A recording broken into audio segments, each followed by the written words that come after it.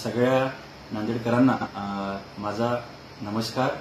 आज आपल्याला माहित असेल की आपला जे जिल्ह्यामध्ये आपण जे लॉकडाऊन लावलेलं होतं ते येत्या 4 तारखेपर्यंत आहे आणि आज आम्ही काही ऑर्डर काढलेले आहे। ते लॉकडाऊन आपल्या नांदेड जिल्ह्याचे मध्ये जे लॉकडाऊन त्याचं एक्सटेन्शन नसून ते महाराष्ट्र गव्हर्नमेंट आपल्या शासनाने जे आपल्याला गाईडलाईन्स दिलेले आहे नाईट कर्फ्यूच्या त्या अनुषंगाने तो ऑर्डर काढलेला आहे।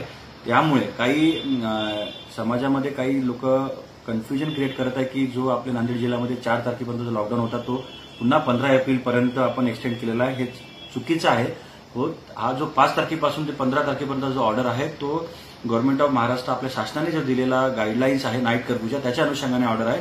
त्याच्यामध्ये सगळे आस्थापना वगैरे उघडे राहणार सब्जेक्ट टू काही कंडिशन आहे की रात्री 8 ते सकाळी 7 वाजतापर्यंत सगळं बंद राहणार कारण त्याच्यामध्ये नाईट कर्फ्यू आपण इम्पोज केलेला आहे। त्यामुळे कसल्याही अफवांना बळी न पडता माझी सगळ्यांना विनंती आहे की जो माझा ऑर्डर आहे आज काढलेला तो सगळ्या आपण वेबसाईटवर टाकला आहे, सगळ्या व्हॉट्सअप ग्रुपवर आपण सर्क्युलेट केलेला आहे, आपण मीडियाला पण दिलेला आहे आणि न्यूजपेपर मध्ये पण उद्या सगळं येईल। त्यामुळे कसलीही याच्यामध्ये कन्फ्युजन न ठेवता फक्त प्रशासनाने जे आदेश दिलेले आहेत त्याचाच तुम्ही गांभीर्यपूर्ण विचार करून त्याची अंमलबजावणी करावी।